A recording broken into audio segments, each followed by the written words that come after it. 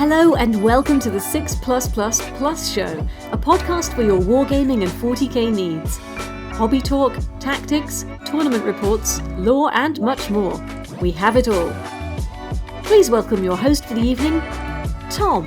Welcome back everybody to part 2, and in this we are going to do a event report. We're going to talk about Twisted Warp that Chris and I went to, and we're also going to talk about Peterborough Slam that Davey went to. So before we talk about our games, we're going to briefly sort of sum up and review the event as a whole.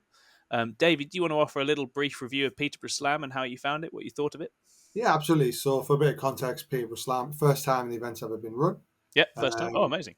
It's like an extension of Saffron Slam, which is quite a well-known event in these parts. They run that quite a lot. And this was Paul Bridge taking up to Peterborough. You remember I interviewed him, Yep. and he was just on with it then. And yeah, you know what? Really interesting event, really cool event, really nice venue. Did food and beer and drinks on site, including breakfast. So from that point of view, absolutely top draw, really good. The thing that was super interesting about it was, and this is very rare if anyone's listening in the States, very rare that you find player place terrain in the UK. Player place terrain. Yes. But here's what's even stranger about it. It was the bottom half of tables were like a mix of Warhammer terrain. There was some terrain that one of the actual eventual winners made or brought with him. Some really amazing terrain, really lovely stuff. Mm-hmm. And that was all set. But then the top half of tables were player-based. And I think that's a really nice idea, because what you get is you get all the competitive types who will likely beat the casual types and then get into the player-based terrain. But then the casual types get to play the games they want to play on Warhammer. I assume they want to play on the Warhammer terrain. They're probably just less concerned about it in general. I think that's the general rule, is that they just want to play a game and get on with it. Oh, absolutely. That's exactly it, man. That's exactly it. So really interesting. I'd never done player place before. Neither had my mate who we went with, and it was a learning curve. And I've still not made the turn. I'm still on the curve at the moment. It sounds like we will get some very fun game reports then as well. Yeah. So obviously, Chris and I went to Twisted Warp. This was our second year going. We'd been to Twisted Warp year before, up in sort of Erlingborough, I think the place is, near to Northampton. This is an event run by a sort of team of Twisted Dice, who are obviously a local club to me, who are great guys, and Greetings from the Warp, who are a sort of more narrative group, I think, from near that area. Chris, do you want to offer some initial thoughts on this? How did you find the event? Yeah, so we went there last year. So we've got new expectations. It's a really nice space. I know last year the event had over 100 people, and this year they struggled a bit. So I think there's like 36 of us. Yeah. But for those who listen to our tournament report reviews before, we like to talk about the car park. Yeah. And the car parking was excellent. Really good. Zero issues with parking. So good. We like to talk about... I parked forwards in both times. Oh, dream. What a dream. Absolute dream. We like to talk about the toilet situation, which was not so good, because either there was some sort of leakage or people were just pissing all over the floor. Couldn't quite work out which one it was, but there was I think they probably had a leak. I think you're probably right, Tom. Yeah. Are you regretting wearing sandals now, Chris? I had to work hard to protect the Snorlax onesie on day one. We also like to talk about food. Food was mint. Excellent. Food was really good. They catered for us. And basically you're in a school hall, so there's a canteen there. Yeah. On the first day it was a cheeseburger and wings wrapped in bacon. And then nachos, which I don't think anyone had. And then on the second day it was a pulled pork burger. Again, really nice. And this was the Warp lads, I think, actually on the catering. So they nailed it. And they had like a roving trolley as well, going around, and the lad would say anything from the trolley dears every time. I love it. And he did that the year before as well. So he lives on in my heart as an absolute legend. And you're literally getting your drink and snacks and stuff and water just brought to you. So I think that side of things, taking care of you, they absolutely nailed it. They were really, really on it. Yeah. We should probably mention terrain. So terrain, when we first got there, was interesting. Basically, there's no standardized set, so each table's got a completely different style of terrain. It was probably just not quite enough and the right style to be functionable for competitive 40k. In this edition, which is so destructive, right? Like, it's just so destructive. We knew that it could be more that way. So, for example, like my list I took was the most resilient list I could take. It wasn't my list that I would take to UKTC event, and there were 25% of players there were Tau, and there were knights, and that sort of thing. And there was, I think, quite a lot of discussion at the end of the day, maybe on WhatsApp groups and forums, etc. Because on the Sunday they had clearly made a big effort to try and improve that level of terrain, and a lot of the boards had a lot more terrain and varied terrain, and most boards were a lot more functionable or to use in a competitive way. So full credit goes out to them. Yeah, exactly. They adapted the situation. I think maybe there'd been a mix up in terms of who had what on the day one, and they didn't have quite as much as they were hoping to have. And so I can't stress enough. They had these like rocky ruins that had like volcanic or like slime trails going down them that just look amazing, beautiful. They are so beautiful. They look amazing. I want to play like Crusade on it all day long. Well painted, but like whole tables of that stuff just does not give you the angles to protect yourself or to sort of stop yourself being shot. And so what they fixed it on Sunday. All the games on Sunday, the terrain was, if anything, like dense, right? Quite heavy terrain. So that was a different. Some of you maybe. Certainly the ones I got, it felt that way. So all credit to the team there for sort of adapting and responding to what people were saying. And I really like events where it's different types of boards and it's not just the same terrain set the whole time. I'm benefiting from playing UKTC all the time because I know where to put stuff, but actually I like to discover a different map and board and situation when I play the game. But it's just so violent 9th edition that you do need to have good angles to cover yourself and to hide. But yeah, I mean that's literally the only thing, and obviously there was some noise about it. But I think the Twisted Warp team put on a fantastic event and shouldn't beat themselves up about that because they did everything they could once the problem had been identified. Great, okay. Well, let's talk round one. It's an exciting round. It's everyone's sort of the biggest unknown. You don't really know how you're playing, how your list's going to go, what it's all going to look like. Davey, what did you have in your round one at Peterborough Slam? So I had Eldari. And what did you actually take in your army? And what was in your army? Sorry, I've jumped the gun. How unlike me. Tyranid, Kraken. I started off in like November with Kraken, and I was doing really well, and I've just progressively got worse with it. I don't know. It's a really strange environment to be in, but I think, you'll see. Oh, so what was in the list? I did flex it a little bit after speaking to Paul. I decided to try and run a bastardized version of his Behemoth list and my Kraken list. Okay. It turns out when you try and mix those two things together, they would play in two different games. So I think there's a lot of optimizing I could have done. Essentially, it was a bit of Warriors, a bit of Raveners, Spore System Biovores for the Spore package, Winged Hive Tyrant. Took the Swarm Lord to give double obsec and try and steal objectives. But with hindsight, I think I just didn't have any time to practice through Christmas, and it was pretty much my first games back playing that list, and it was interesting. So round one, I went against Eldari, got the win. It was quite. It was like a 30-point difference, and I would put that down more to the chap I was playing, Daniel. Really, such a nice geezer. But that's Dan Hammond, wasn't it? Yeah, I know Dan. Yeah, literally his first game back after. So we had a really fun game. We only got to turn 4 as it happened because we were trying we were just having a good laugh, right? And overall, I think he realised partway through just didn't take the right secondaries, and that was that really. But we did have a good fight. Hive Tyrant versus Avatar. Amazing. Get him down to 2 wounds, and then the Avatar hits him back, gets him down to 1 wound, and then I got smited. So if anything, that's great. So that's a fun start, and nice that you got to play Dan. Shout out to Dan. I don't know if Dan listens to this, but Dan's a lovely chap, and he's been in and out of the game lately because he's got a lot of sort of personal life stuff where he's a busy boy. But nice to hear that he's back out there and at events. Chris, what did you have round one at Twisted Warp? Oh, and also, what did you take? I took Harlequins. Harlequins, Surprise. No way, get out. Shocking. And as I said, due to terrain concerns or considerations, shall we say, I decided to be that guy and took 8 boats Yep. full of 5-man troops, and then just some characters and my 2 bikes for scoring turn 1 behind enemy lines and deadly performance. Yep.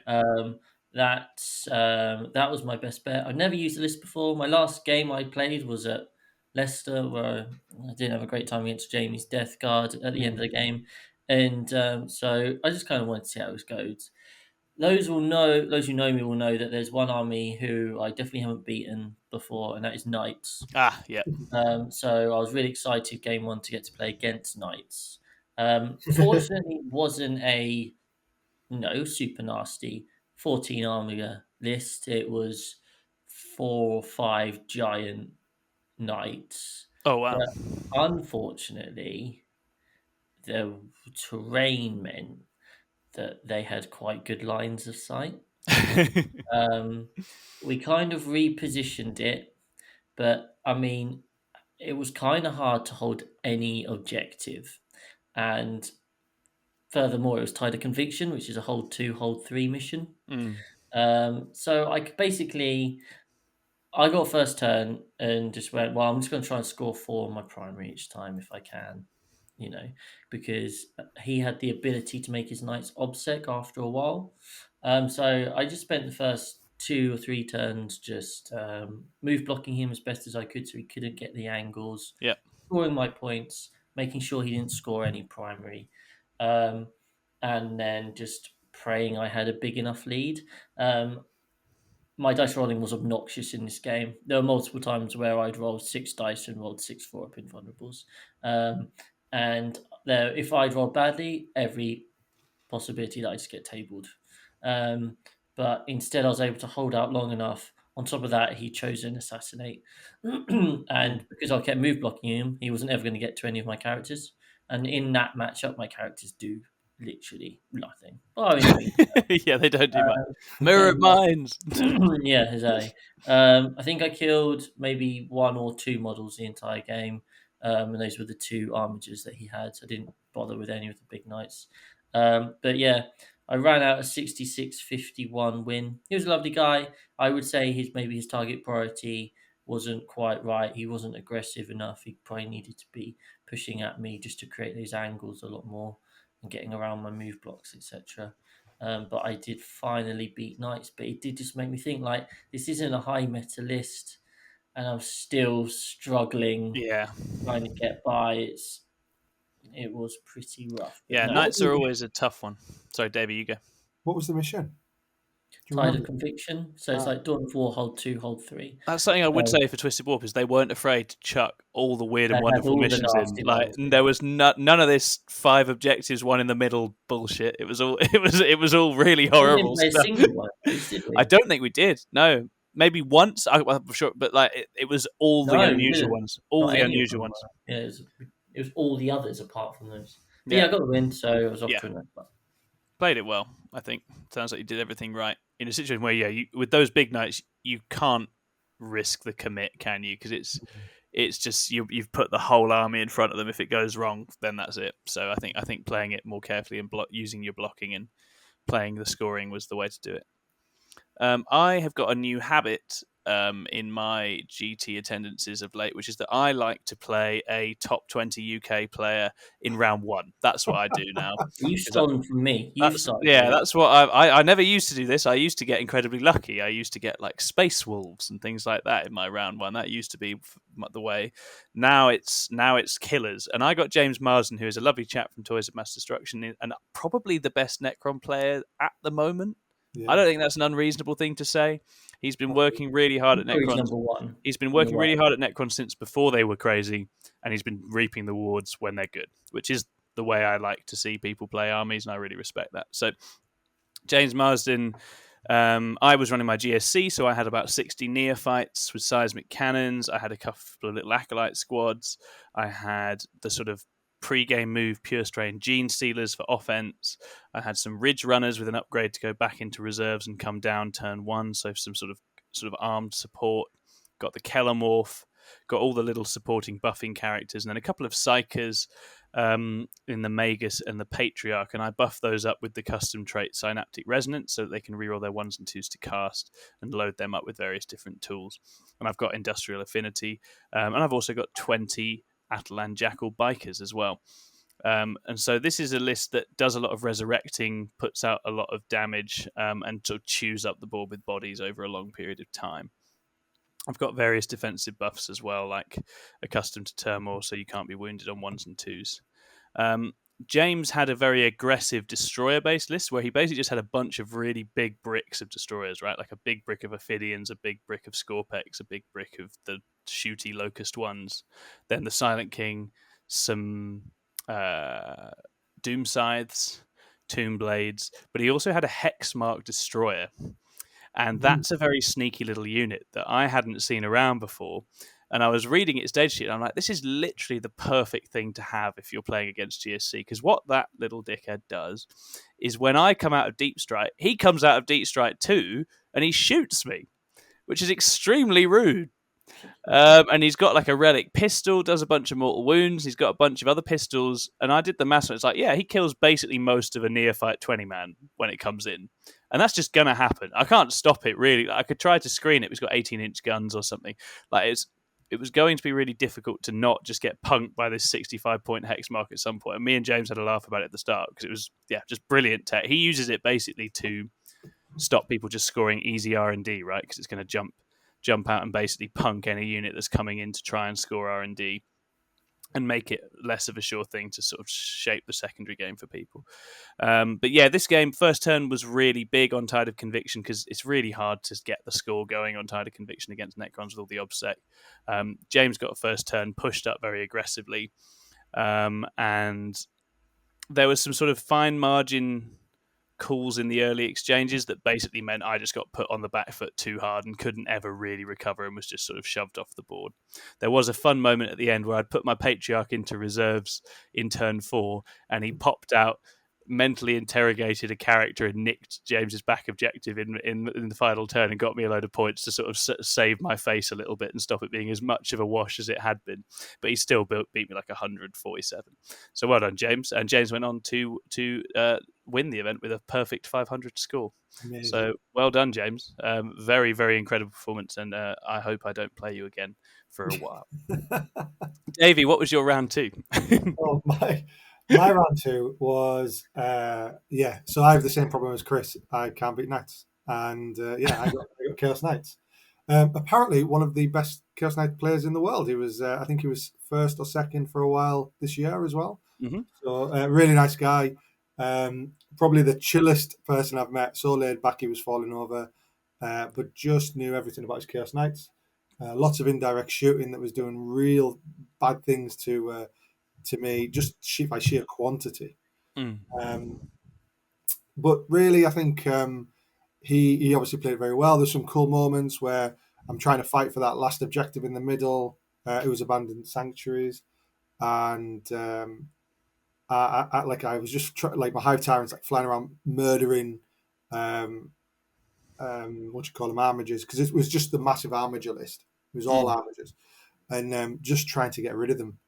I think with hindsight, I was a little bit defensive. I should have maybe got my Tyrant out a little bit earlier, because I had the Swarm Lord as well. He went and merked 2 armigers himself. So that was pretty cool. But really, I think what did me in was 2 things. It was quite a close game, but going second, him going second, getting that 5 points at the end, plus max on primary, because those things just are awesome at primary. He played it very well though. And then the other thing was player-based terrain. So yeah, you'll see through all my games, any game was on set terrain, I won. Any game on player placed, I lost. There's one clear change. Yeah, let's interrogate that a bit then. What were the issues, do you think? What was causing you a headache with player plays? Well, so number one thing, right? I am one of those people. I can't make decisions on the fly. I get analysis paralysis. So I over prepare for everything. And when I do prepare really well, I get good results. When I don't, it goes in the bin. Yeah. So I got there going, yeah, right. You know what you do? You just put a piece of terrain in the middle, and I say that's my staging area, and then everything else just falls into place. And what I would do is I'd get my half of the board, put all my staging area out, and then not have anything to hide behind in deployment. That was one of the kind of like common problems. Yeah. That's pretty much where I got tabled by guard. But yeah, that was one of the things. I just didn't help myself with my player place terrain. In hindsight, if I was going to do it again, what I would recommend anyone else do is go and watch War Games live and go and watch the FLG and watch other people do it. I think I am a learner from other people. Yeah. And I just think being able to watch them and go, "Ooh, I see why they've done that," etc. Yeah, because it's a game within a game, isn't it? It's there's a strategy to it. There's clearly a sort of a way of going about it. Different types of armies want to do it in different ways. It's not something I fully understand either, to be honest. So we'll have to practice it at some point. Maybe one day we'll do a video series. A lot of people really were vocal about not liking it. I didn't mind it at all. I was like, you know what? Yeah, I made mistakes. It screwed me for a couple of games, right? Fine. But I don't mind it as a variation to the UKTC. Yeah. I love UKTC, but as you say, you almost learn how to play 40k on UKTC, and then anyone else throws any other terrain at you, you're like, what do I do with this? Yeah, exactly. It's just a different style. It's nice to try different styles, isn't it? The game, we play millions of different armies and different missions. Why not have different terrain setups? Yeah, I think as I say, quite a common issue with player paste is that it can really widen a skill gap. I think it does. And then when you get to the top end, it actually makes no difference. Yes. Because both players know exactly what they're doing. And once you hit a certain level, it makes no difference to the outcome of the game as opposed to a setup. But at the lower end, it can widen any skill gap. So I think that's one way of considering. It's another opportunity to make a bad decision. Yeah, absolutely. Yeah. And I think I tell you what though, like for my money, I would hate every 40k event to be like that. But if, for example, Peterborough Slam's unique selling point was that they did that, exactly I would still buy tickets 100%. Exactly that. Yeah, I agree. I think having little pockets of it out and around in the UK scene is a good thing. I think it's nice to have a mix. It's just the same with Twisted War. I don't mind having events like Twisted War where it's a bit different and a bit more variable. I think it's important not to just be playing the exact same thing all the time. And I'd get bored if I was.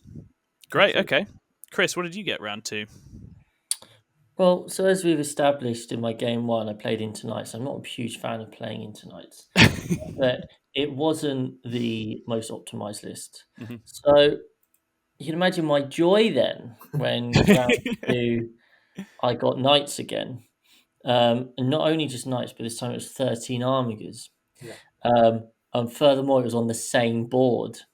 Oof. So it was a bit of it was against a guy called Kylo, who's put hundreds of games of reps in with his Knights, and they look amazing. And see him at every tournament. I've always I wonder if I'll ever play him. He's a lovely chap. And we kind of had to arrange the board and got Darren to come over and help. And basically the entire middle of the board was open. And then we had these rocks down in our deployment zone off to the side. We played the mission The Scouring.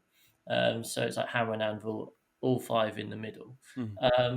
And there were plenty of places I could move block down the flanks, but the whole middle of the board was open. And unfortunately, he got first turn, which meant he could move forward and get out of these move blocking areas, zones, so to speak. Turn 1, he launched an Armiger 21 inches into my deployment zone. Oh, yeah. YOLO Armiger. To kill 2 bikes. It's actually a really clever play because those 2 bikes in my turn 1. He knows exactly what you're going to do with those. Yeah. As soon as he's doing that, I'm like, oh, no. Fortunately, everything else I was just making 4-ups for Dave. This the second game where my dice rolling was absolutely obnoxious. I genuinely made about 75% of my 4-up invulnerables in this game. I think so. A lot of his models, he had some of the Hellwinds and he had a lot of Melter as well. Mm-hmm. Not a single Melter shot got through this entire game. He either whiffed his rolls or I just made my 4-ups. But yeah, basically, so he has this. He's only killed like 1 boat and the 2 bikes in his turn 1. And I'm like, right, okay, what do I need to do? There's 13 armigers just in the middle of the board all over the place. So I kind of down one flank, down my left flank, basically the entire game, there are 4 armigers, and I send a boat at a time just to block it, charge it and block it, and nothing gets out that way for the whole game. So we're not worrying about that. Down the middle, he's sending all his combat-y stuff, and then there's some more Helverins down on my right flank. And I have this moment where I'm like, I scrape by killing this -1 damage armiger in my lines because all my fusion whiffs, or they're like he's transhumaned them, or he's got the 4-up invuln. All those things just build up, and it's really hard to get the fusions through. And I'm at this point where I'm like, I've got this charge. I can charge into another armiger, which has only got 4 wounds left. Or I can charge into these Helverins, this one Helverin at the front of 3 to move block all of those Helverins. So they won't be able to see and shoot. I'm like, and go for the move block. And he's like, well, you're probably you might well struggle to score your bring it down, and this knight has only got 4 wounds, and your way of winning this game is reducing my resources. I'm like, okay, I'll make the charge. So I go into the charge, try and do the 4 wounds, obviously fail, because there's no way 5 troops get through 2 wounds on an armiger unless you're lucky, basically. I didn't get lucky. And next turn, sure enough, I've got 3 armigers in my deployment zone, just blap. Straight into my deployment zone with my 4 boats that are hiding there. So it was definitely the wrong choice. Yeah. But there you go. Anyway, this game was a really, really interesting game because I felt on the back foot the whole time, but I had quite a good turn 2, killed 3 of them, I think. Remember, nothing on the other side of the board is doing anything because it's just move blocked. Yeah. The fundamental issue is quite simple. Armigers are 5 model obsec. Yeah. And I can't knock him off that because he's sticking 2 models on each objective. Yeah. I'm not killing them quickly enough. Yeah. And we realised on turn 2, basically, that I was going to lose the game. So my only play was turn 3, go for all of the fusion, hope it all sticks, kill 3 armigers again in my turn 3. Yeah. Not a single fusion wound got through. And that was enough to mean that I just wasn't. To be fair, it was a lot closer than I thought it was going to be. It finished 87-82, and considering he got 45 on primary and I got 30, I was reasonably happy with that.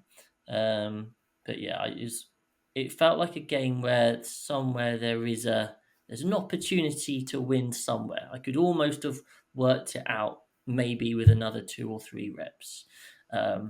But going first, what happens is I send stuff straight down those flanks. They're all stuck in the middle. And then I probably send 1 boat down the middle or maybe I even let the middle stuff, it's so open I can't really move block it. But those things on either side are just blocked. Meanwhile, I start scoring my 8s on my primary. And that can have definitely turn it around. But that was a terrain situation. But the fundamental issue is that Harlequins win a lot of games by scoring well, but denying their opponent's primary. Yeah. And that wasn't an option. And Knights are just super hard to do that. Into the armiger list, especially when he got to turn 3, he was virtuous and everything was 8 model obsec. And you're like, cool, well, this is fun. I maxed out nearly all my secondaries. I killed enough for bring it down to get 15 and stuff. I got 12 on behind enemy lines, so it was an all right game. That is a tough matchup there. That's pretty brutal. That was me. 1-1. 1-1. So we were all 1-1 over at Twisted Warp at that point, right? You, me, and Jamie, all of us. Yep. Because in my game, I played against the lovely James Grover, who you will know as Wings, who is the Goonhammer writer, and he does a lot of the results and competitive coverage over at Goonhammer. I've been reading his reports since before I was playing Eldar at all, and he was one of the people who I was copying when I was first sort of running around with Eldar.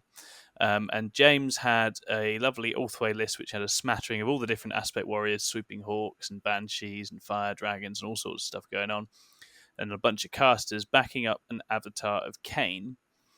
People that know me know I really like playing against Eldar because I know Eldar really well, and it's a lovely, delicate machine, and I know exactly where to kick it to make it not work.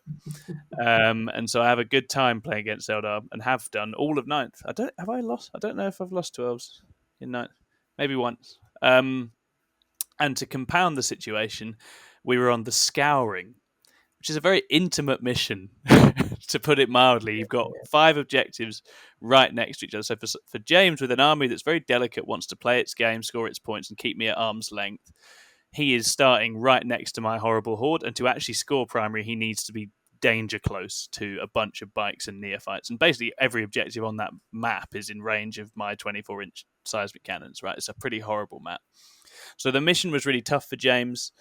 And he went with Assassinate, Warp Ritual, No Prisoners, which is a game plan that's only going to work if you win the military battle, right? You need to kill me or completely off the board to get Assassinate with GSC, because most of the characters are hiding at the back. And this was one of the games. There's been a few recently where I've sort of started to tease out the passive game of GSC better, which is that you can take your time. You've got a few turns. You can sit scoring Brood Swarm because you've got so many bodies. You can sit scoring Ambush because the enemy gradually feeds you things which you're killing, and you're making sure you do it right to make sure you get your points. And you take Banners rather than R&D because Banners encourages them to come and try and take them down. And the enemy are sending resources to take them down. And you're not actually necessarily scoring that great on Banners, but you are scoring well on Ambush, because if they've sent stuff to you to take Banners down, you are guaranteed to be able to get units either side of it, get an exposed kill, score your 3, now 4 in the future for Ambush, and round you go. So what I had on my flank was a Kellamorph in a truck.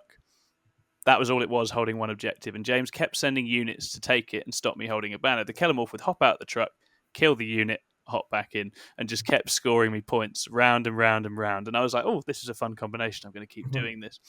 And James started to run out of resources. The Avatar had an accident on my flank because he got a bit gung-ho and he got hit very hard with all of my psychic damage.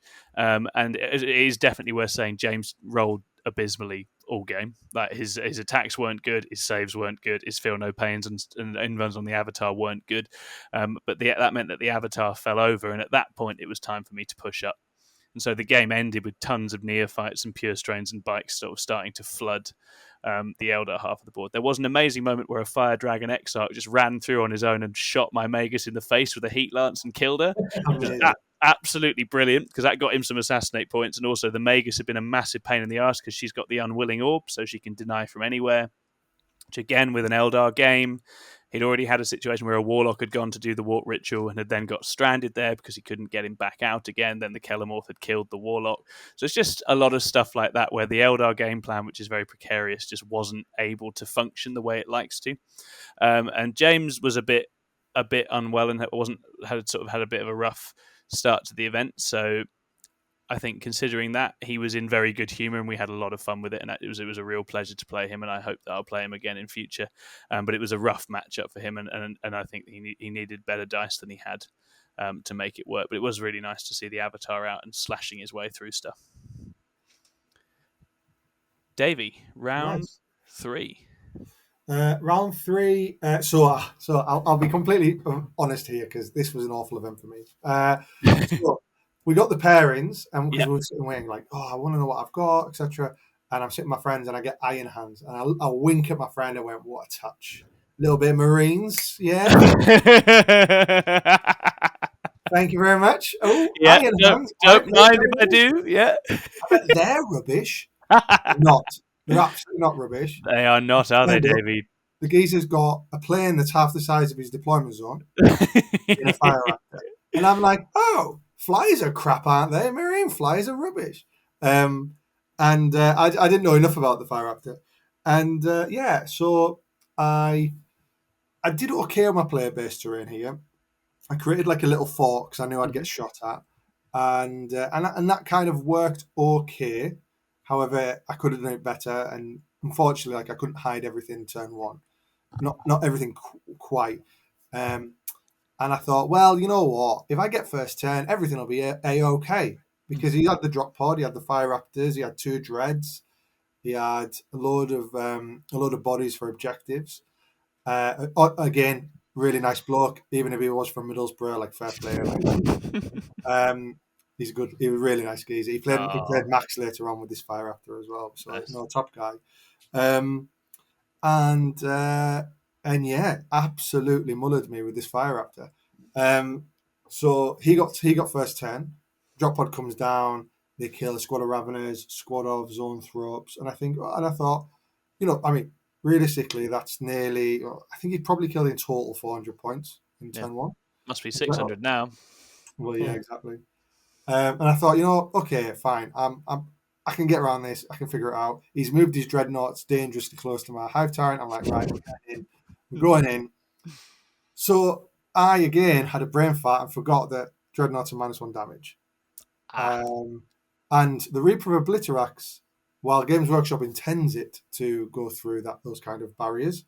Yeah, it's been ruled that way now. Yeah. Well, it has been, but it's the FAQs not till next week. Yeah. It was, I think, to my understanding, and speaking to a rules writer, it was the intention. However, every tournament in the UK pretty much has ruled that things like -1 damage or half damage is affecting your damage characteristic, not trying to avoid a wound. Which, fine. But anyway, I forgot this. Put the Dreadnought on 1 wound, and then proceeded to solo myself as my Hive Tyrant couldn't run away again. Yeah, you need to kill it, don't you? Oh god. And what else was I going to try and kill this Fire Raptor with, right? So yeah, all mines are good, but they ain't taking down a Fire Raptor. So yeah, in the end, I eked out points. He beat me by 18 points, which is still a lot, obviously. But I managed to smash him on primary at the start of the game, and then slowly kind of eked it away as my resources dripped away. Nothing. There's not really much else I could have done. I was just didn't have enough resources to do much. But then again, it was my own mistakes. So there we go. But a good game, and obviously I got a good ribbon off my mates after giving him a wink. Of course. But those kinds of lists can always catch you out because they're unusual profiles, right? I used to run a couple of Wraith Knights, and people would come over fully expecting to have a great time, and then not have a great time because a Wraith Knight is a big, weird profile that they weren't used to dealing with. And beware the skew list. It's always dangerous. It can happen to anybody. But the Hive Tyrant really does live or die by whether he gets it right when he goes in, doesn't he? That's game over when it goes wrong.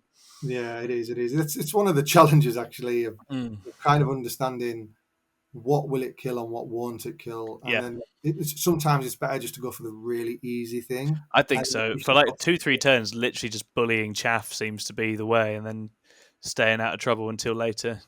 Yeah, but he had a Tech Marine underneath the Fire Raptor that was repairing it and giving it +1 to hit. Yeah, so it's rerolling its 1, so it's very, very effective Fire Raptor, isn't it? But what was really clever that he did as well is he wasn't zooming around the battlefield. He moved it turn 1 in his own deployment zone and then put it in hover.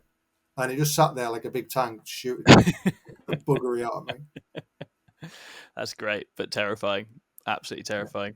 Again, lessons learned, though. Yeah, of course, absolutely. And this is something where it's funny because me and Chris were talking about sort of the various different sort of levels that different players in the team are currently at. And one of the things that I always come back to is that you literally can't fast forward event experience. It's this very frustrating process where you just have to do it for quite a long time before a sort of bedrock of experience is there, and there will always be new ways to fall flat on your face. And obviously, people who've been playing it for years still continue to do that, right? New ways of losing. You absolutely do, but new ways to lose. There is no shortcut. You can't just suddenly arrive at 2 years of events and starting to feel like those sort of things are less likely because it just takes time, and you just have to keep showing up. We've got a bunch of players who are going to be really good. But you do just have to keep having those games until you get there. Unfortunately, there's no way around it. You've got to go through it. Chris, what did you get in round 3? Well, I got more knights, but this time they were grey ones. So this mission was Data Scry Salvage, which, as we know, is a win big or lose big kind of mission. He had quite a mishmash of stuff. But a lovely guy. I would say that Grey Knights have quite good potential into Harlequins in as much as their shooting and output profiles can be quite good. But it takes a lot of the hitting the Harlequins at the right points with enough of the right stuff, which didn't quite happen in this game. He kind of got first turn. We had more terrain this time, and it kind of meant you could hold the flanks on Data Scry Salvage. Mm-hmm. And he kind of sent a couple of interceptor squads off to the right flank, along with a Dread Knight. On my turn, I kind of picked up the Dread Knight, picked up some of the interceptors. I would probably wasn't like a super. I think this was only his second ever GT. So there were a few kind of like. So, for example, we had a 5-man Paladin brick and a 5-man Terminator brick. Mm-hmm. They sat on his home objective. And he was sending out other stuff to do it. But actually, the Terminators are the things I don't want to deal with because I can't really kill them. Yeah, it's really hard to get through them. They should be the things that are coming just straight at me, and they didn't.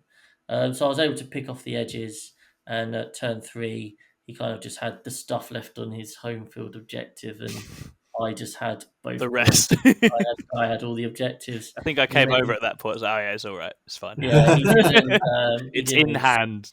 He didn't really score any primary in that game. So it finished 91-43. Lovely guy, but it was just a bit of a rough game for him. Very nice. And for my round 3, I had Wayne. And Wayne, I think, is involved in Savage Hammer. Yeah, he runs Savage Hammer. He's got Tau, right? Yeah, that's right. So Wayne was a really fun bloke. He gave me a cider straight into the game, and I had, we had a really nice chilled time with it. A lot of joking. He had a flipping proper F off gun line of Tau, right? A couple like long strike hammerhead, storm surge, riptide, bunch of broadsides. And then sort of support, the obligatory sort of supporting chap and stuff. And it was obviously like a fun stuff he wants to run kind of Tau list. It wasn't optimized. I wouldn't say Wayne was the optimizing type. He was much more there to have fun with it. But it was an utterly deadly list as well, right? So I'm in that situation where it's like, this is definitely not a sort of hyper competitive build, but it is terrifying because it's Tau and it can shoot the living daylights out of me. So I like Data Scry Salvage. It's a mission I really enjoy.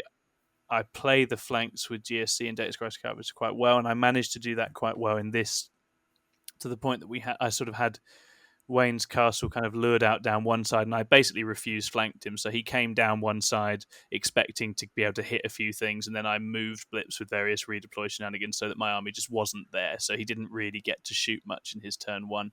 And then I pushed up the other flank, used the sort of regenerating banner and stuff to make sure, even though he was shooting me on those 2 objectives, I was just growing back and retaking them. And then the bikes eventually managed to get round and take Wayne's home field objective because his castle had already moved on, and the fire warriors in the back there were not up for defending it. We had a lot of fun because he had a little like fireblade guy there, and my bikes came in. I was like, how good's this guy? And Wayne was like, oh, he's really good. He's really good. You don't want to mess with him. He'll mess you up. He's got a little knife. And then my jackals went in and beat him up, and that was the end of that. we took the backfield objective. So, but it was a really, really fun game. Wayne was an absolute delight to play, and we took that with quite a high score in the end, and so that was a solid round 3, and probably my most relaxed game of the event, both because it was a more sort of casual list, but also because Wayne was just a really lovely guy to play. So it was a really fun way to end day 1. Oh, cool. Davey, what did you hit the next day? What was your round 4? So my round 4 was Data Scry Salvage, and I went into Brent and his Emperor's Children. And I've only ever lost to CSM. I thought I'd never lost to CSM, but Tom kindly reminded me that I did lose to CSM once. I battered you with the Night Lords, yeah. But I played Brent and his Emperor's Children. His army was all Horus Heresy models, which is pretty cool, and Abaddon. So it was the standard kind of like meta list with Abaddon in. Was there anything different? I can't think there was. So it was really, really like kind of intimidating. Like, whoa, what's going on here? He, in the first 2 turns of the game, had the worst rolls I've ever seen. I went into the game going, right, ignore the Terminators, kill everything else. That's what you do, right? Because then you kill everything else. You can't really all objectives, But then round 2, he filled both his 5-up invul and the only hit on 4s. what's a guy to do, right? I've got to go kill them Terminators now. These are all ones. Then I've got none of the buffs on. Yeah. So flying hive tyrant goes in. Swarm Lord goes in, like, because they're literally just at perfect range. I'm like, this is too good to be true. Yeah, it was too good to be true. Yes. So it turns out even when they're not fully buffed, they're still rather difficult to kill. Still got the black rune on, don't they? Yeah. Yeah. And it was rough, man. So I killed 5 with the Swarm Lord. Cool. That's good. That's pretty good. And then I put the horror on them just to make sure like they'll run away. I was like, right, I've got to get rid of these guys now. Yeah. We'll do it now, and I lose like one of the Tyrants to Abaddon. I'm not bothered. That's fine. Yeah. This is so much points to get rid of. Mm-hmm. But obviously he fights next, so he fought me and put my Hive Tyrant 1 wound or 2 wounds or something. I was like, okay, but the Hive Tyrant can get them. No, he killed 1. Then he auto passed his morale, and I was like, oh. Oh no, there's a way around it. Yeah. As a Night Lords player, I feel you, right? You get all these lovely leadership tricks. It's like, but actually, that sometimes it just doesn't matter. Yeah. So both tyrants died, and I thought, oh my god, I'm going to lose this again. 3 losses in a row. But then I pulled it back with, I'm happy. I'm always happy to dig myself. Have digs at myself for things I do that are stupid. I did play the primary really well in this game. I denied him primary. You've always played the primary well. That's one of your strengths. You do it very well. Denied him it pretty much until the end of the game, where he got an 8 at the end of the game. But I was constantly at it with him, and then with banners as well, doing very good. And then Psychic Interrogation just won it. He took Engage on all fronts, and recognised that at the start that he only had 1 unit that could actually get into my right hand side. And so I just sent the Raveners in, traded for that unit, but I knew he couldn't score it after that. Yeah, nice. So I was like, I'll happily throw 175 points away so that you score 0 on that primary. Yeah. But super nice guy, and I think by the sounds of it, he enjoyed the event. So good, and well done for digging it out after a setback. It's such a tricky one. The Terminators, because it can go really wrong ignoring them as well. It's a really damned if you do thing sometimes, but I think putting a big hole in them if you've got the opportunity probably does make sense, even if you don't quite make as big a hole as you thought. I thought you'd think 2 high tyrants could do it. You would, yeah, you would. You would think between them they'd get that done, right? But the fight first did it, right? So because he didn't have to interrupt me, but he did. Being able to put my Hive Tyrant hitting on 4s, pretty good. Yeah, absolutely.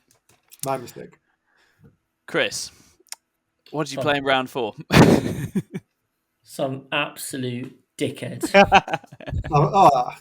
would be quite similar, this, right? We at the end of the day we were looking at our placings, and Tom and I were very close. But we were separated by 2 places. Yeah.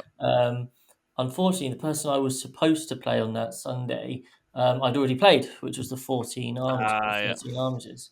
So it then knocked down. So Kylo then played Alex Chancellor. Yep. And his orcs, didn't, because then actually didn't, because then there was some whole other stuff. But some Death Watch game, and it meant that we got drawn together, didn't we, Thomas? We did. This is my first ever Plus-off. I've never had a Plus-off. I've had about 5, 6. You have won every event now. It's constant. I think to understand this game, you probably need to go back in time about a couple of months. You do. That's where this game really begins. It really did. Tom came over. Yeah. And we tried, I tried my LGT style list of 2 10-mans and 6 boats into Tom's kind of like GSC list. We practiced against each other. Yeah. And Tom was very aggressive. I was. Deep struck down. It's my natural way to play. I'm an aggressive person in game. And I won that game. And I was thinking, right, okay, well, what went well last time? I'll do the same sort of thing. So this mission, I would say there was a lot more terrain this time. A lot more. And we were playing... Recover the Relics. Recover the Relic. So Recover the Relic is a mission, it's Hammer and Anvil, but it's one of the easiest in theory for primary. The easiest. Because there's 3 objectives in your half of the board. And you only need 3 at either end. very generous hold 1, hold 2. You've got 3 to be holding, and you only need to hold a couple. Yeah. Which means, the Harlequins obviously like to steal primary, and that was obviously going to be a bit trickier in that game. So I can't choose Weave Veil realistically in that game because the Magus will fuck it up. can deny from anywhere. So I go Rod. We had this discussion before the game about whether to go banners or R&D, and I'm like, well, Tom's going to be deep striking stuff 3 inches away on all my objectives. I want to have all my stuff in my boat. She's just going to keep stealing my banners and my primary. So that doesn't work. So I'm just going to go for a safe option of R&D. I'm going to go and get an 8 on it, and maybe a 12, and that's the plan. Tom chose his 2 GSC ones, which are ludicrous, which are very strong, very good. Chose banners. Unfortunately, I then got first turn. And first turn sucks because I don't know where Tom is. The terrain was enough that he could be hidden. And it meant that kind of an alpha strike wasn't really an option. Tom had made a really good idea, clever idea. He put most stuff on the board. My plan had been turn 1 to try, because Twilight pathwaysing a bike unit into the deployment zone, which is what I always do. Very risky when Tom can just deny it from anywhere, and I can't play around that deny. So what I would normally do is send in like a troop master, do some shooting into a bike unit, send in my super long range troop master, kill some more of the bike unit, and then get a behind, get a deadly, etc. Tom actually started all his bikes in blips rather than, because he decided he wasn't going to pre-game move. So my first turn, I kind of just set up a little bit on one side, sent the bikes forward, managed to get Twilight Pathways off, and scored, and kind of went over to you, Tom. Now that point, Tom went, cool, I'm going to kill these 2 bikes, and back to you, Chris. I sat where I was and hid behind walls and waited for the same thing to happen again. And we kind of thought about it, and I was like, right, well, how much do I want to send over to? I could keep it into a 4 on primary. I could knock down those banners, but I would be sacrificing 2 5-mans to do it, and I can't sustain that. And the more I thought about it, I was like, well, the thing is, if he just sits there, he wins on banners versus R&D, and he's got bottom of turn, which means he's going to get 12 on the primary, and so he just wins. So and in Recover the Relics as well, you're getting additional primary for kills. So everything that comes in is adding to my primary, because I'm just picking the little. If he plays piecemeal, I'm just topping up my primary with kills. And because my list is lots of big horrible blobs of guys, a little bit is not going to kill my unit. So Chris is not picking up the Recover the Relics primary. So I'm really doubling down and losing on the primary. So I kind of only spent like 5 minutes just trying to work out what to do. I suddenly went, you know what? Actually, I need to be pretty aggressive. Got to go. So I put 1 boat in the deployment zone with a 5-man. I put 3 boats behind a ruin in about the midboard. I was still worried about my backfield, which in hindsight probably, I mean, who knows, if I had just dumped all my bikes straight, who knows how Tom would have dealt with it. And I proceed to shoot 4 shuriken boats and 5 troops charge into this 20-man neophyte blob. And I leave 2 alive. And leaving 2 alive is sad because it means they're going to start coming back with all the good guns. And I rolled like a 4 and got all the good guns back. You got all the good guns. Oh, no, in fact, I had done it. This is an Innes Wilson thing. I'd left the good guns at the end of a long chain, and Chris attacked the top end of the chain. I took from the middle of the chain. He was still in combat with the top of the chain, couldn't pile in closer to me. Then those died to coherency, and I passed leadership on the couple that were left, and then I regrew the chain. Some technical shit. Thank you, Innes. Thank you very much. So then Tom had to deal with these boats. The psyche had a really good psychic phase. A fucking ludicrous psychic phase. I did a ton of more wounds. Picked up the kind of the nearby stuff very quickly, which meant the shooting wasn't then going to be risky. And then out of those 3 boats behind a ruin, killed 1. I think it basically killed 1 boat and what was in it. That was it. Sort of settled for just cleaning 1 of the boats out. But I had stuff coming in from the flank, which meant that they couldn't land anywhere to be safe when I opened that boat. So we come to my turn 3, and I'm like, well, I need to keep up the offensive, and I send in 3 units of troops to try and just see how much I can kill, because I'm still panicking about the primary. difference, and I kind of kill a 20-man neophyte blob on one flank. I kill these 5 acolytes on the other. I'm managing to take down the banners reasonably. You do, yeah. You put me down to 1 banner by this point. Yeah, and I put in another 5-man just into bikes, and in retrospect, that was a bad mistake because they just don't do anything into those 5 bikes. They tag it, great, but I'd already tagged them from the other side with another 5-man. Yeah, I'm scoring my points well, but that should have been a Rod unit. Yeah, they needed to go in R&D, right? This is what we realised at the end. I should have done my R&D, but I didn't. I went to do down more Kitty wrote. But there's just not enough presence in Tom's half of the board. I've still got like 3 boats remaining back in my half of the board. Tom, quite crucially, Tom has decided to hold off on his final neophyte blob. Yeah, so I've got a 20 man. Yeah, he knows that I've got to worry about that and where it's going. And if that's gone down turn 2, I'm like, right, I know my backfield is safe.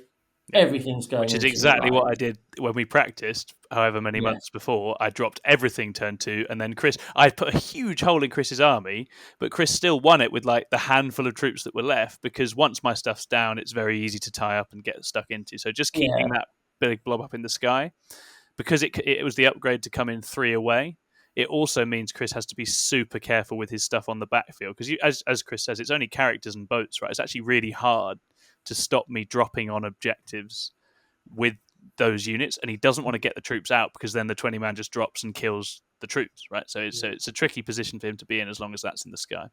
Yeah.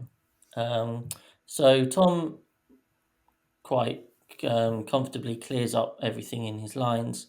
I'm at this stage where we've got kind of like 2 turns to go, and I've got about 3 boats left with troops, and Tom's still got a 20-man, a growing back 20-man, 10 bikes and his characters and a Kelloff and that. So he's got the piece advantage. We're also starting to run out of time. We literally are running out of time. It's a really engaging game, but that 3 rounds takes us basically the entire. It takes so long because we both need to be thinking a lot. There's a lot of movement stuff, and it's just a very intense game. So we kind of just half play, half talk, because we're at a stage where my scoring was pretty. I could only optimize it in a certain way. Yeah. Tom could only optimize his in a certain way. I knew I'd get 1 more rod. I knew that I would be able to have enough stuff to get behind enemy lines and get my deadly by, moving off objectives, stealing back objectives, etc. Tom knows that he's going to get his 12 on his primary. He's going to be able to raise some banners because he's now just got a lot more models than me. Yeah. And we worked out that it finished 90-87 to Tom. Yeah, super close. Which is extremely close. And I think from mine, I mean that's pretty much it. And so I'd obviously learned to play this matchup much more passively, and actually had a bit of practice playing against the elves in the round before doing that. Both from conversations with Chris about how people that he'd played against, I think both Innes and Greg Chamberlain had played quite passively against you, and that had worked better. So I was like, right, I'll try that.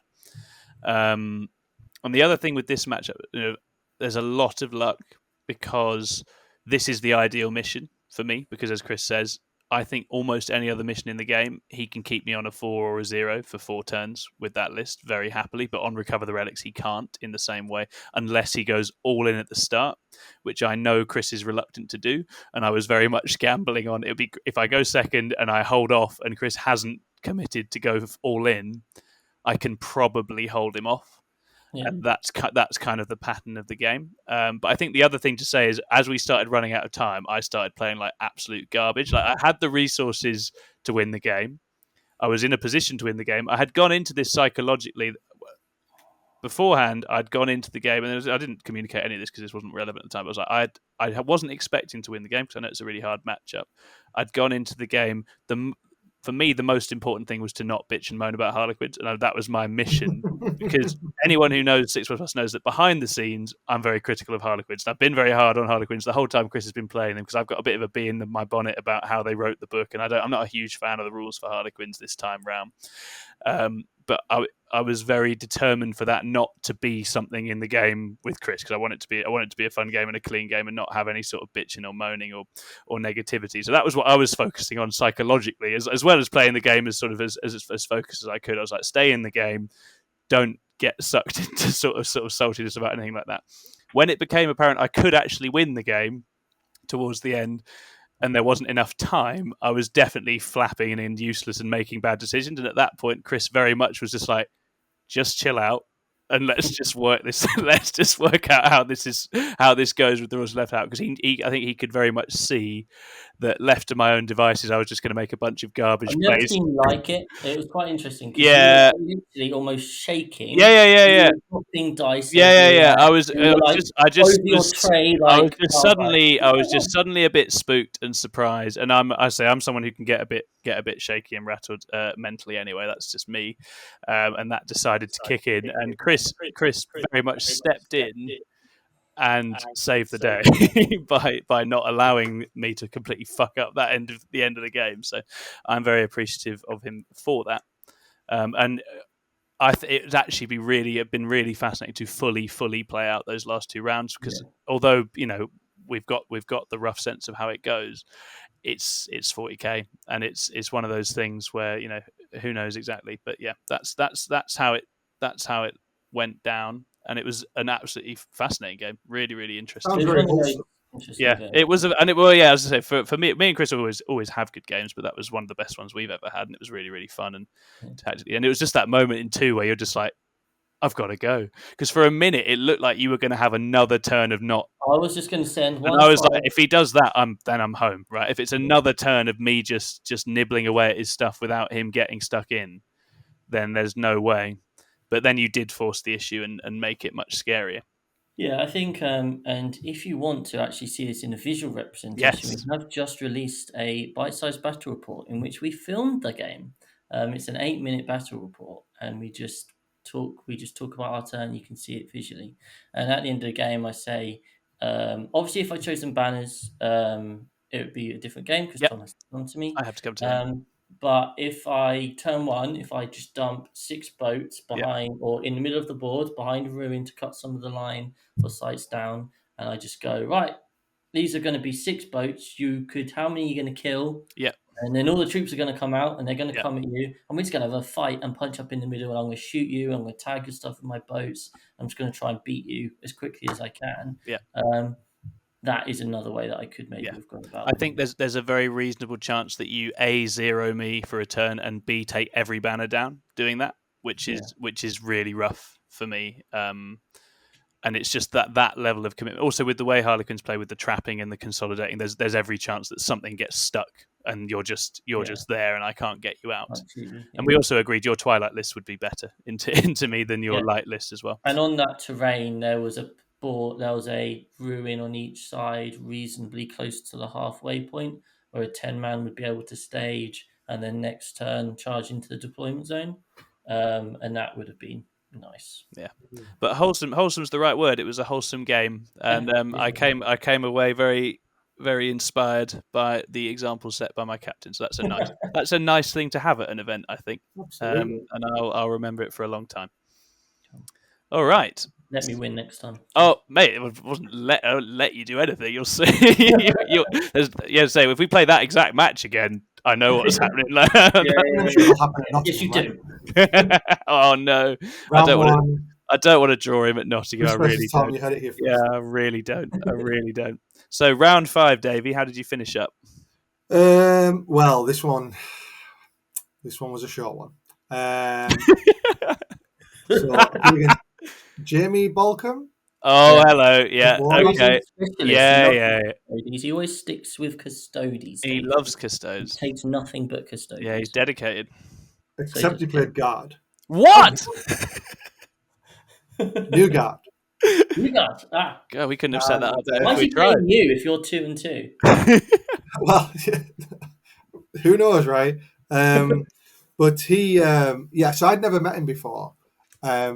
And like, while most of my opponents very, genuinely very nice.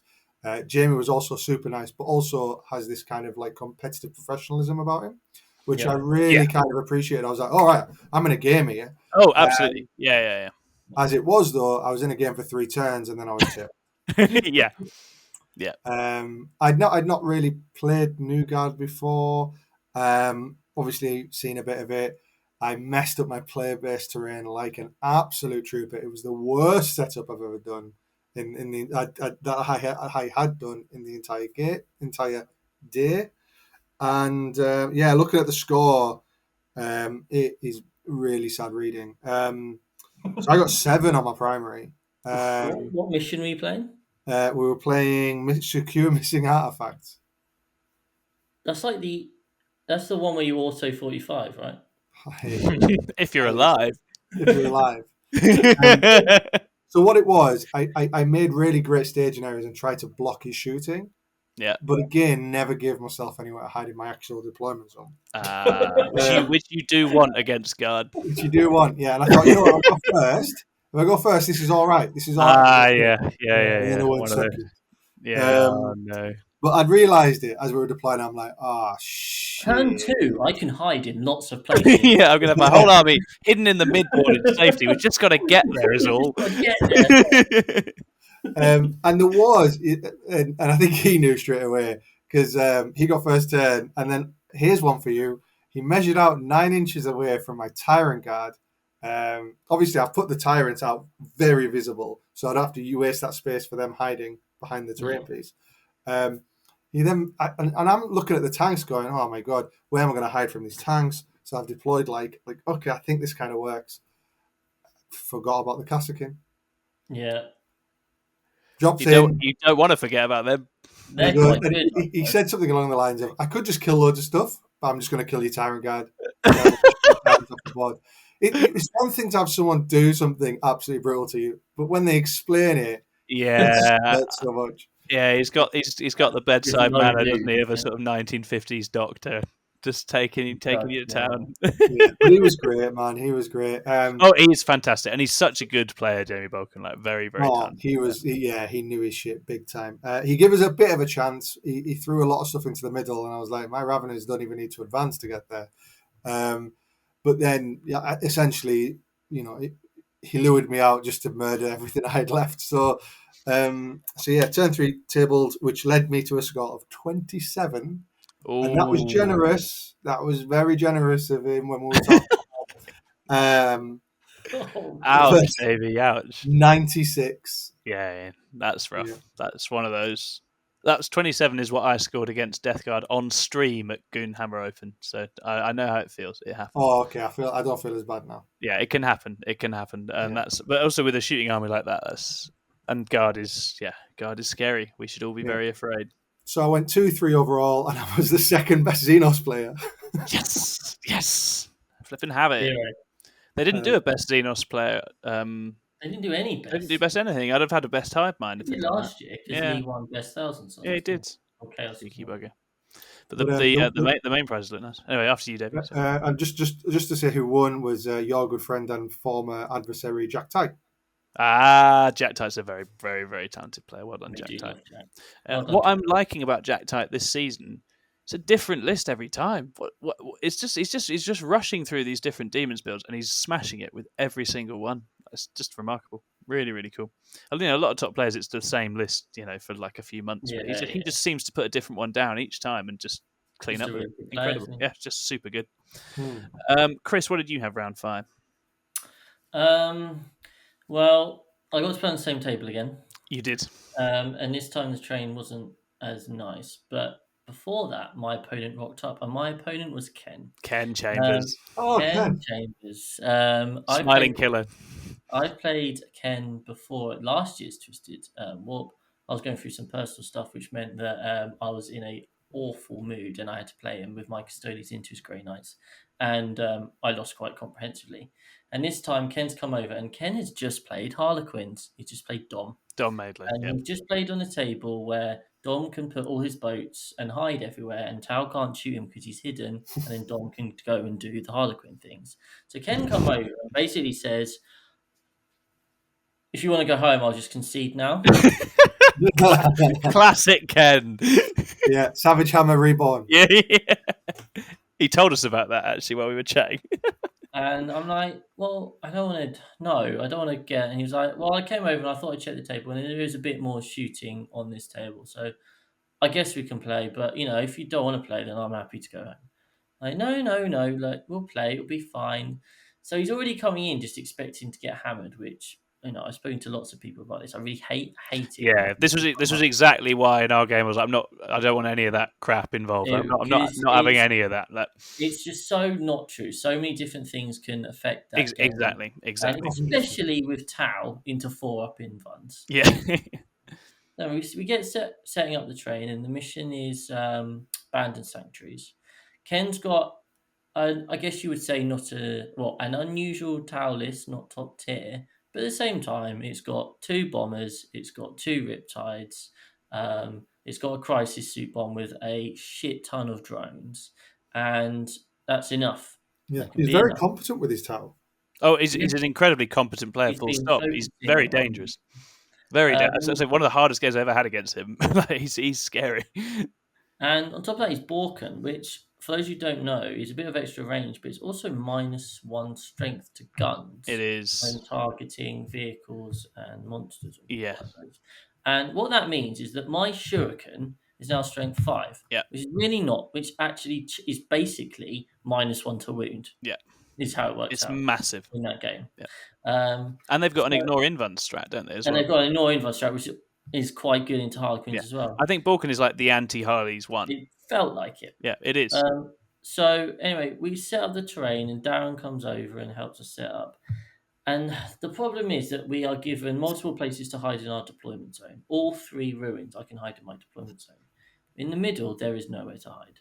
There are 2 dense forests, and then on the 2 objectives on each side, there's a little L, which anyone can move around and see. On top of that, they've got quite large platforms where you could put your models onto, but they're all open. So as soon as you put models onto those platforms, you can be seen through. So for Harlequins, I've got nowhere to stage, which makes it really tough to get into his deployment zone, score all my points, etc. Anyway, Davey, for the first time in the entire tournament, gets to go first. And he's got these 3. He's got these 3. Yeah, sorry, Ken, not Davey. Ken, not me.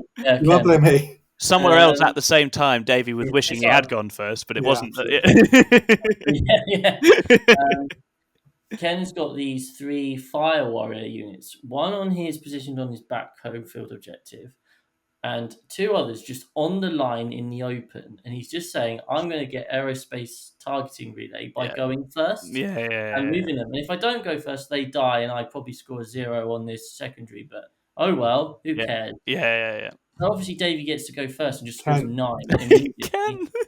Ken, sorry. I didn't even know Davey. No. You're talking to Davey now. I am talking to him. Right, anyway, so Ken does that.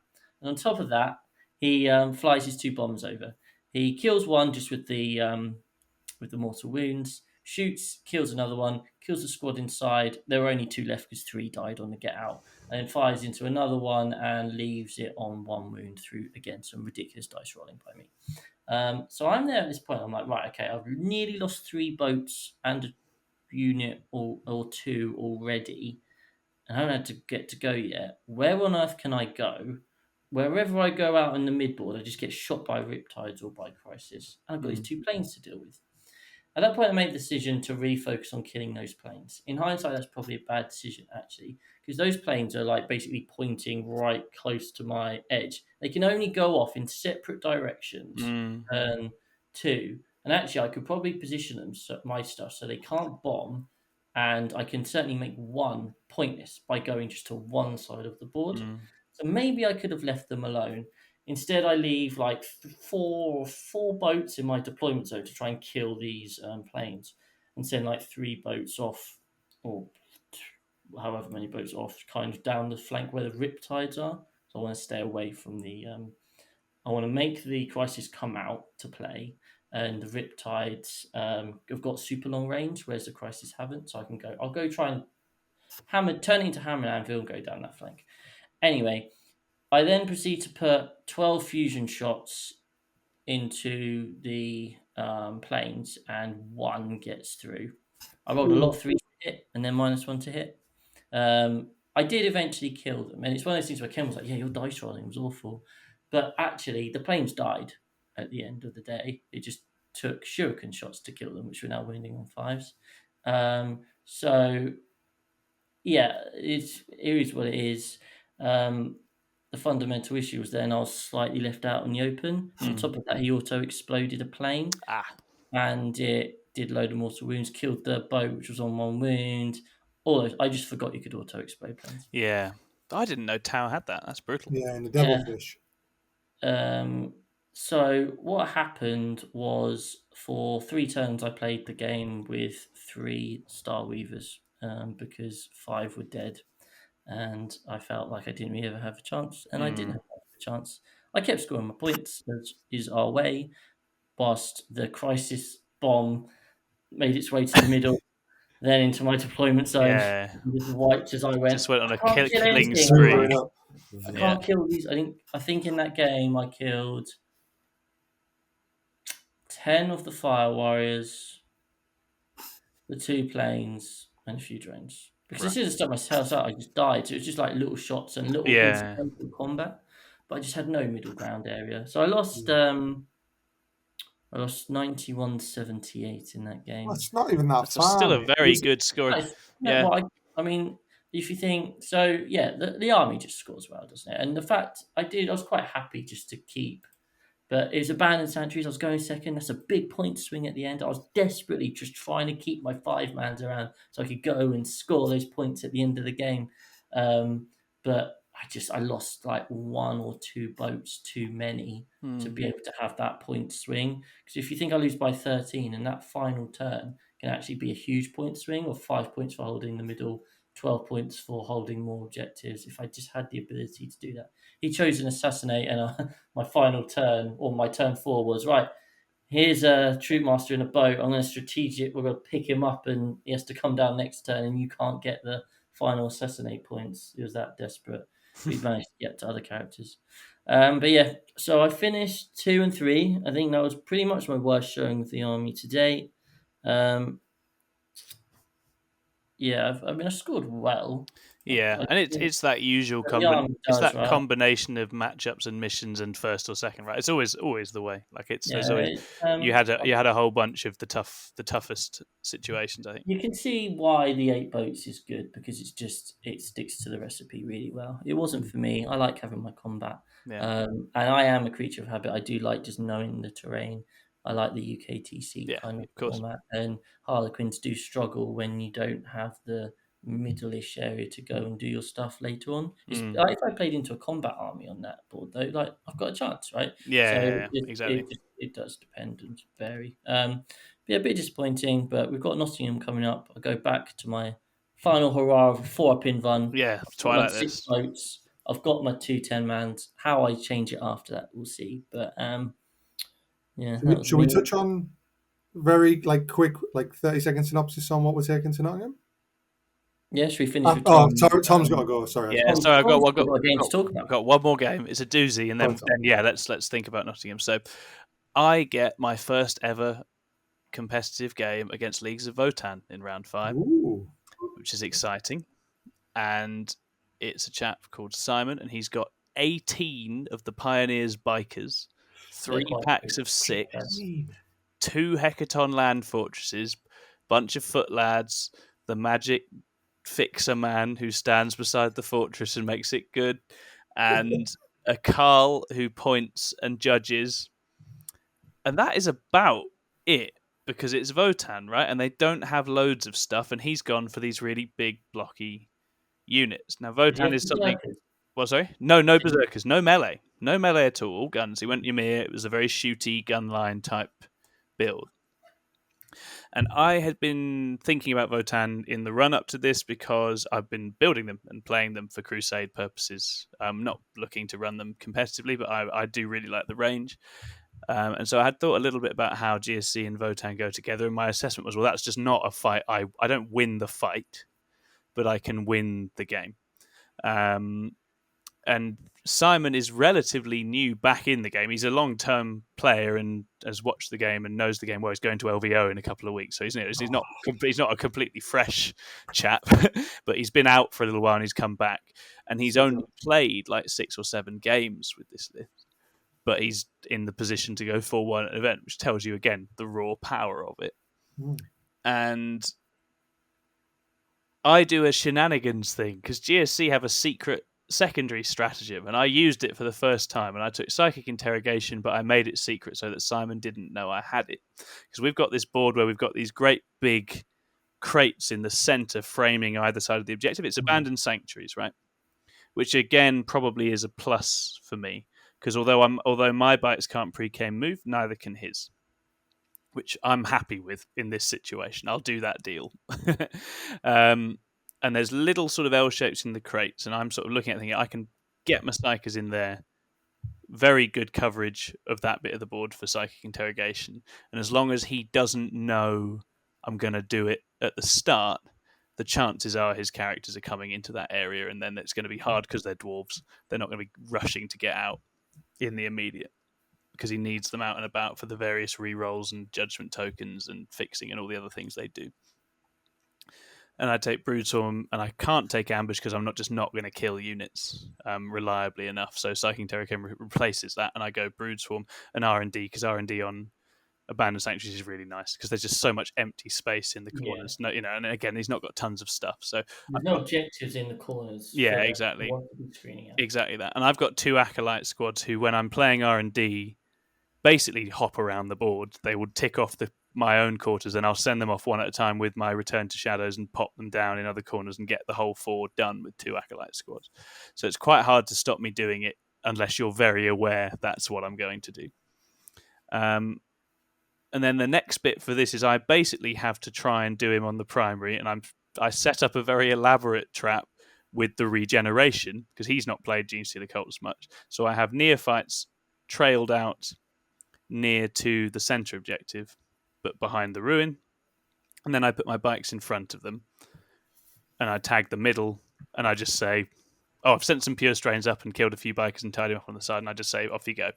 And so he comes forward, all guns blazing, because that's how he's been winning, and the bikers all come forwards, gun down the Pure Strains, they're out of there, they've killed a few bikers and they're dead. He kills every single biker I have turn 1. Picks up all of, and this is my unit that no one ever kills when they try to kill it. Like, no one ever takes it down in one go. He just deletes it with sort of volleys of fire from the bikers. But I have popped a strat to make the Neophytes behind them untargetable. He then fires his last bit of shooting into the Neophytes, kills a few of them. In my turn, I then regrow onto the center and get a hold more, because I take it off him. And then in my go turn, I drop a bunch of stuff in and kill 16 of 18 Votan bikers. And completely demolish them, right? Because they are the only profile on the board with a 4-up save, which I can still realistically get through, because even though they've got -1 AP, I've got enough AP 2-3 to get through it. So I put a huge hole in his bikers. And then that pretty much sets the pattern of the game, in that I've also run the Patriarch up, I've Psychic Interrogated, he spots this is happening, so he tries to run away from it. I sacrifice the Patriarch, he runs up, fights some stuff and dies, but at least he interrogates the Carl before he goes, and then my Magus is running up after him and carries on doing it. And I'm managing to get R&D going, I'm managing to get Interrogation, I'm managing to score Broodswarm. His secondaries he's gone Assassinate, which again he's not going to get, because you just don't against me. I've already put his 15 in for no prisoners, and he'd also gone R&D, and again I'd pressured him in the quarters, so I'd picked up the bikes that were the only thing he was going to be able to do it with in one quarter. I'd attacked him in the other quarter to distract him and stop him doing it with his soldiers over in that side, and I made it so that by the end of the game he was only able to tick off his own 2 using all of the time that he had, so he didn't have time to get down and do my stuff. And so I won on the points. I think it was 90-82, because he did demolish me, and he got the Abandoned Sanctuaries, you get that massive end game swing, you get loads of points. But I've just kept him down on the score throughout, and taken one for the team with the regrowing. But at the end, it doesn't matter for this, because in the end with the event, I finished 4th, and I'm like 3 or 4 points off of 3rd. And in my final turn, I fail Psychic Interrogation with a reroll. That's 3 points. I also regrow 1 Neophyte when I need to regrow 2 to retake the middle, which is another 4. So there's a whole bunch of little things that if I'd managed to get this little bit of luck on these various different things, I'd have actually managed to get that 3rd place. But you don't know this when you're playing a game, and obviously you've had luck during the game and everything else. but I actually fell a few points short in the final turn. I should have been I should have actually made it a 97-80 something win. And this was entirely someone with a very deadly army that is still a bit less experienced getting schooled on the points, and that was all it was. And I got a bit of luck in places. But yeah, Votan, utterly terrifying. And he just needed to not give up the crucial unit early, right? Which is those bikes, which are just so good. They're just absolutely amazing.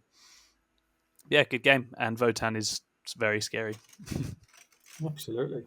Yeah, well, killing 20 of those bikes is common. Yeah, you don't see those get mullered in the same, but he just completely tore them a new one. I think it was one bike squad picked up 10, the other Land Fortress picked up 10, and then luckily for me, the Land Fortress was not, didn't quite have it with the, or maybe he split one of them. I can't remember. Anyway, there was something, but yeah, it was a very interesting game, and the terrain there was crucial. If there hadn't been good terrain, I wouldn't have been able to stay in the game. So thank you to whoever set that board up on day 2.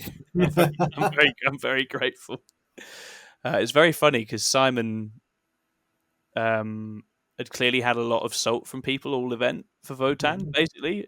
And I thought he came into the game really expecting me to be salty. I was like, it's just so refreshing that you're not salty. And in the back of my head, I'm like, I'm not salty because I'm going to get you here. And then... that meme you posted. When the meme was great. When he killed all my bikes, he sort of went, do you think that's a reasonable amount of damage? And again, in my head, I'm like, I'll show you a reasonable amount of damage in a minute. just you wait, it's coming. Right? It's coming in.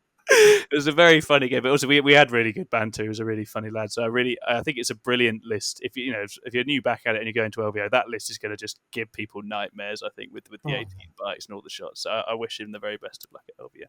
So yeah, so many Brits going to LVO by the way. Yeah, there's tons. I think we need to start like an LVO fund. And if we don't have enough in it for next year, we just keep it going until the year up. Yeah. But yeah, so I finished 4th with a 4-1, which was lots of luck in terms of matchups and timings and what I played and when. And obviously, really nice result. And I'm just trying now not to think that's the norm for GSC, because I think that would be a very dangerous place to go for, being like, oh yeah, GSC can 4-1, because I've just had a couple of good events. But we'll see. You did Leicester, you did 4-1? Yes, Leicester was 4-1, yeah. And this one 4-1? And this one 4-1, yeah.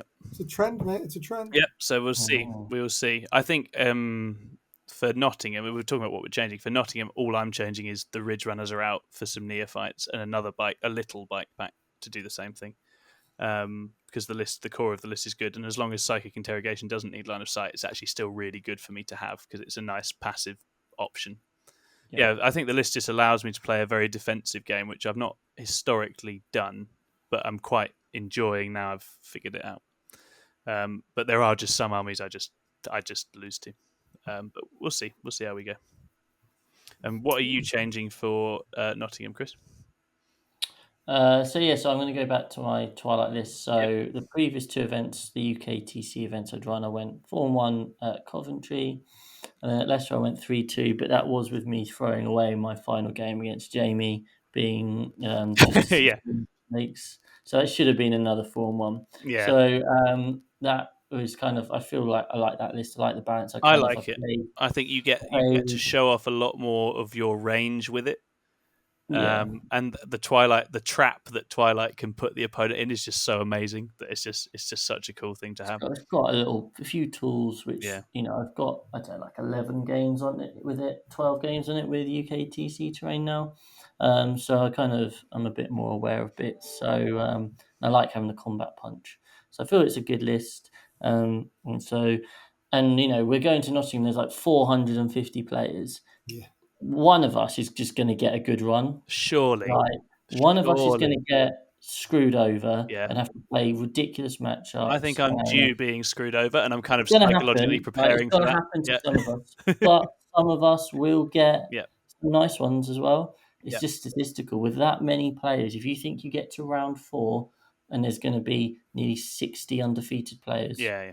You can hit literally anything. I quite like the big events for that. You're not like, I will definitely hit such and such faction at this stage. It's a bit more random than that, which is quite So fun. I think we can go in optimistic and hope that we will get a nice run. I know I had a quite nice run at Coventry, so it'd be nice just to finish the 4-up in Van era with a nice yeah, run. I think so, and I think after Warp, where you had a lot of rough elements, I think that'd be really good. Davey, what are you taking, by the way? Oh, well, I was just going to say we've got still got this beautiful method of so many different armies are available. So good, you know, so good. I think this is going to be obviously for the UK scene anyway. This event's going to be. Yes. It's going to be.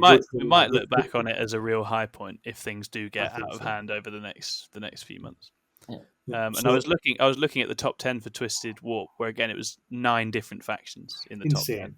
And it's so funny, isn't it? Because players spend so much time making so much noise when the game isn't right, and then you have things like that, and you're just like, "Look, it's great," but it passes without comment when it's great. That's not the way of it, right? When things are good, we just let it by, and then as we'll be on to the next thing, and we'll be realizing how good we've just had it for a few months. But there we are. Absolutely. List I'm taking. So obviously I've been playing Kraken, and I just thought, I'm not really. I was thinking about taking Paul's list, and I thought, man, I'm just not the kind of player to throw things forward.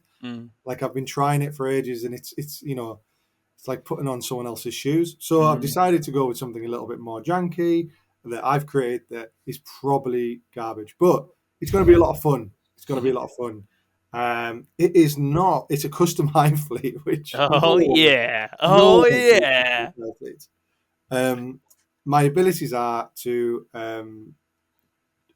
if I fail a charge, I can move in any direction 3 inches, and my psychic spells have plus 3 inches to them, and I can reroll denies. The reroll denies are nice to have, but really, what I'm trying to do is I've gone 3x3 zone throw-ups, so all the mortal wounds at range, almost at the range of a bolter, which is pretty good. And then fake charge, like declare a charge, fail it to fire and fade back into terrain, which is going to be quite fun. I've done it before. I think I've played you with it, Tom, in the past, or someone. Yes, yeah. I've definitely talked about fire and fade zone throats with you before, because when you were having the conversation in the chat, I was like, I'm not wading into this. I already know it. It's a strange phenomenon, but I really like it. Yeah, it's quite fun. And then I've obviously got the Tervagon package, which Tervagon and Termagants, which I love, and obviously you love now, seeing as you keep respawning things, Tom. Exactly. Between you and Stuart, I've learned the value of regrowing things onto objectives. I'm addicted to it now. It's super fun. And then really the Biovars, got the Biovars for the spore package, and then lots of like little tech pieces that will help me score objectives, secondaries. So yeah, that's about it really. It's going to be really fun. I figure that zone throw-ups, it's almost me really kind of getting an idea for lists moving forward. Yeah. Yes, zone throw-ups are loads more points, but like I said in my kind of faction update video with NIDS, you've really got to like go into something. Yeah. And I love zone throw-ups too much to give them up. Really. Oh, they're amazing. I love them. Yeah. Even though I'll have to pay like 200 more points to have 6 of the 9 of them in the list, but let's see. Yeah, it's one to experiment and dabble in, isn't it, and see what you can see what can be done with it. One last thing that's quite fun is a 27 Termagants. Because I had the points left, and I was like, I don't know what to put in them. But there's something quite fun and janky that I've done in the past where you give them toxin sacks, so in combat they auto wound on 6s. Nice. So obviously they only get 1 attack each or what have you. So, but they can they can do wounds to things like demons, knights, things like that. They've definitely taken down an armiger before. Yeah. And then I've got 1 CP strat. They've got Devourers, which means they're 2 shots each, so 54 shots. And I can spend 1 CP for 6's auto wound as well. Yeah. So that's going to be one of those things where people underestimate the power of a gaunt and they do blow something up, which will be fun. Yeah, definitely. Yeah, big Termagant sacks with the defensive buffs that you can apply on them. Catalyst and the Invuln and other things. No joke. Like, definitely really annoying to get rid of. And then 2d6 come back a 10, man. Love it. And as I say, it's that D3 plus strat.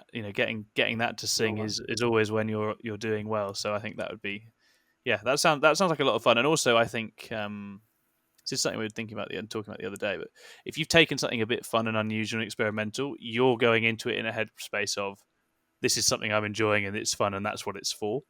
Mm-hmm. And sometimes things play a bit easier when that's the case. You're not going like, here is my killer list, I must get a killer result. Like, I've got the Pool Bridge list, I'm going to go and be Pool Bridge. That's a lot of pressure, and you're in a sort of expectations trap and sort of mentality trap. And so it was the exact same thing with the game with Chris, where I think for me the key thing was that I went into it with absolutely no expectation of getting a result. I was like, I'm going to make this really close. It's as favourable conditions as I could possibly have, but all I'm thinking about is playing the game well and enjoying it, and not getting sucked into being negative about it, and making sure I enjoy the game. And that went way better in the end than sort of overthinking it or getting too caught up in it. What that word exactly, overthinking. Yeah, absolutely. Well, you're due a nice run as well, so let's see. This would be a good time to have it. It would be a good last hurrah. Yeah, it's exciting. I'm really looking forward to take on Admech, right? Yeah. Well, yeah, you're gonna become our Admech player. You're gonna become our Admech player, mate. Yeah, mate. Yeah. Chris, like, you can have him be on the doorstep. Right. Well, that's us. We've got another event right away, which is very exciting. So I'm really excited to get the whole team out, and we'll have a great time. And in a little while, we'll be back to debrief you on that. This has been part 2. Thank you very much for listening. We are 6++ Gaming. You can find us on YouTube, Instagram, Discord, Twitter, all of that stuff. Come and follow us on the socials. We're trying to promote ourselves much harder this year and take things a little bit more seriously and get out there and make a noise, because we like the noise that we make and we think people should hear it. So thank you very much for listening, and we will see you all again soon. Bye-bye. And if you're at Nottingham, come and say hello to us. And do come and say hello at Nottingham. Yes, a couple of people have done that now, and it's been incredibly fun and flattering and nice to hear people's opinions of the show, and to hear people sort of taking us as seriously as we take ourselves, which is not very, but still having a lot of fun with it. So that's great.